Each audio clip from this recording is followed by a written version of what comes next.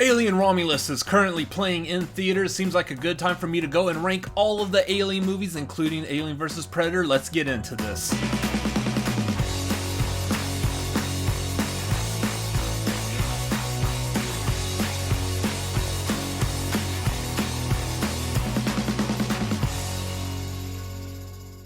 Welcome to the Cinefanatics. My name is Robert Adams, and before we get started with my rankings, make sure you drop down below, hit that like button, subscribe, leave me a comment. What's your favorite Alien movie of the entire franchise? I want to know. Let me know why. That'd be kind of cool. Want to see your thoughts, feelings, and opinions? Keep in mind, these are my opinions as well. Let's get into this list. Number 9, Aliens vs. Predator Requiem.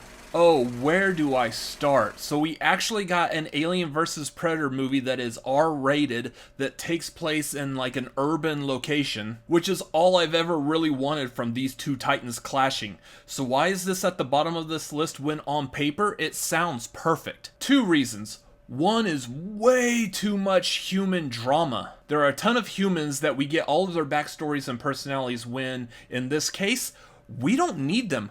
I don't care about Ricky's love pining over Jesse or that Dallas is a ex-criminal, ex-con. I came for the raw xenomorph on Yacha action with the cool pred alien thrown in, which leads to the second problem. You can't see Jack in this movie. Why is it so dark? Are we ashamed of the costumes or CGI? It's great that this movie is super gory, but I like to see it. Why bother going over the top on the gore if you're not going to put that money on the screen available for us to see? In all honesty, it seems too easy to not mess this up, but yet here we are. Luckily, the rest of these movies are much higher on this list, which is how a rankings typically goes. Number 8. Prometheus. Alright, let me get started first of all with the positives.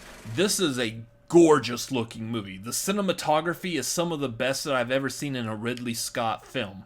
It was also interesting to find out who and what those engineer things were from the first Alien movie, but this leads into the big question. Why does this movie need to exist? Which I understand is a very general question because technically, no movie needs to exist. I ask it from the point of view of not needing a backstory as to how the xenomorphs came into existence. I also do not need it to tie into some kind of meaning of life story. I am interested in that kind of story, but I just don't need it to be a part of the Alien franchise. Let's leave some of this lore a mystery. Number 7, Alien Covenant. Now, this does succeed as a nice bridge between what Ridley Scott was trying to do with Prometheus and the larger Aliens world that has already been established. Still, some things are out of place for me, including the CGI and the odd choices of how some of the creatures are portrayed, understanding that they're still not fully realized as the classic xenomorphs that we all love. While overall, it's not a bad movie, it does carry some of the issues that I had with Prometheus, mainly the need to tell this story to begin with. I was properly entertained by it and will continue to watch it, especially since it's also the goriest of all the non-AVP movies, which I am always here for. Number 6, Alien Resurrection. What a weird movie. Strange plot of cloning Ripley just so we could get to the alien queen, alien chestburster that's inside of her. That and the characters start acting like cartoons and have questionable motives behind some of their actions that it ventures into a parody at some points. Oh no, not again. Plus the weird human-alien hybrid at the end it's just too much for me to take seriously. Much like the strange evolutions that we get in Prometheus and Covenant, I'm not really that much of a big fan of those. What really blows my mind about Resurrection is it was directed by Jean-Pierre Jeunet, whose next movie was the amazing Amélie, which is absolutely nothing like this Alien film. Again, what a weird movie. Number 5, AVP, Alien vs. Predator. Oh, AVP, I had such high hopes for this.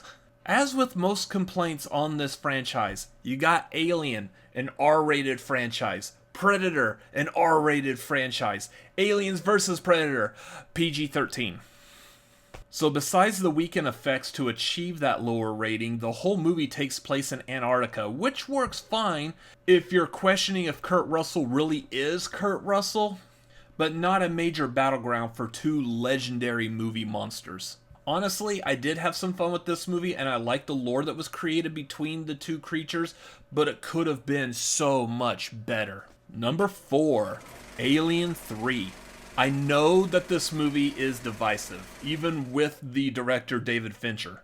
And for the record, I am more of a fan of the theatrical cut than I am the assembly cut. I just like what they did in the theatrical version with Ripley telling a full, complete story, more than I care about like the plot holes of what's happening with everyone else in the movie. I really like the focus being on Ripley for this. Now, overall, it is slower and it loses some of that atmosphere that the previous two movies had, whether it was the isolation or the full-on, like, battle with the Marines, which I feel like we kind of get both. I mean, we do have the prisoners that are trying to kind of sort of fight without weapons, and then we do have some of that isolation in the fact that no one's really coming for them, or no one's coming until the end of the movie, and they got to deal with this alien themselves. I do like it for what it is, and I think it has some fun ideas to explore with, but it's just not anything anywhere near as good as the first two movies. Number 3, Alien Romulus. This is a fantastic addition to the Alien franchise, basically showing us a lot of things that surprisingly we haven't seen in these Alien movies before, and I also feel like it does a nice job of tying in together all of the lore from across the franchise. Unfortunately, the last 20 minutes of this movie kind of ventures into the weirdness that we get at the end of Alien Resurrection, which I was not a huge fan of. And while I did like most of the fan service, the CGI face in at least one line was too much to be believable. Also, the characters weren't as fleshed out as I would have liked. I liked the character of Rain and Andy, and that was roughly about it. I don't know too much of any other characters in this movie to really care what happens to them. In fact, most of them, I didn't even learn what their names were. Overall, it was a fun movie, and it will probably get better with multiple viewings. Number 2, Alien. It is really hard to decide at any given moment what my favorite Alien movie is. It usually is juggled between this one and the other one that I will be talking about here in a minute, but it just really comes down to what am I in the mood for? For number 2, I love the eerie creepiness of isolation that the first movie gives. It was a nice contrast to Star Wars that was full of robust and colorful characters. Speaking of characters, Alien does an amazing job of giving us enough personality of each character to really feel for them as they get picked off one by one. It's the perfect movie if you want to enjoy some quiet, atmospheric sci-fi horror. Number 1, Aliens. James Cameron did an amazing job of turning one of the greatest horror sci-fi movies into one of the best action films ever made. The character development is amazing and one of the best I've ever seen in a movie. Yes, we don't get development for all the characters, but do you really care about the minutia of detail about Private Spunkmeyer? No offense to anyone named Spunkmeyer, I'm sure you are all a lovely and very productive family. This movie is endlessly quotable, from the game overs to the mostly at night to the getting away from her you bitch. I love everything this movie does. Music, effects, story, everything.